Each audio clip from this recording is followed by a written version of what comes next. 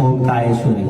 बऱ्याच महिलांच्या अंगात कोल्हापूरची महालक्ष्मी येते. तर बऱ्याच जणांना असं वाटतं की कोल्हापूरची महालक्ष्मी अंगामध्ये आली की तिला बांगड्याची माळ, कोरडा किंवा पोतराज लागतो. तर असं काही नाहीये. कोल्हापूरची महालक्ष्मी अंबाबाई आहे. ती कोल्हापूरच्या राजाला आई तुळजापूरची आई प्रसन्न झाली आणि तुळजापूरची आई तुळजापुरातून कोल्हापूरच्या राजाच्या माग कोल्हापूरमध्ये आली आणि त्या ठिकाणी राजा ज्या ठिकाणी थांबला त्या ठिकाणी महागोर राजाने पाहिलं तर तिथे एक शिळवर आली. तर राजा म्हणला ही शिळ आली वरती पण मी काय तुझं रूप ओळखलं नाही. त्यावेळेस देवीने ही कवड्याची माळ गळ्यात घालून त्याला आपलं स्वरूप दाखवलं की मी तुळजापुरातून इथं आलेले तुझ्या माग अंबाबाई म्हणूनच इथं बसणार आहे. फक्त काय आहे की कोल्हापूरची महालक्ष्मी अंबाबाई आहे. लक्ष्मी आईला कोरडा लागतो, बांगड्याची माळ लागते, वरखेडची लक्ष्मी आई, चिवडीची लक्ष्मी आई, दहिवडीची लक्ष्मी आई.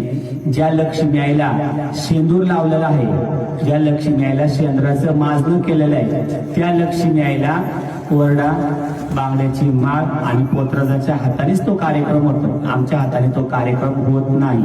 कोल्हापूरच्या महालक्ष्मी अंबाबाईला पोतराज लागत नाही, तिला बांगड्याची माळ नाही, तिला जुनी काठी नाही, तिला ही कवडीची माळ आणि माळपडी आहे. ओम काळेश्वरी.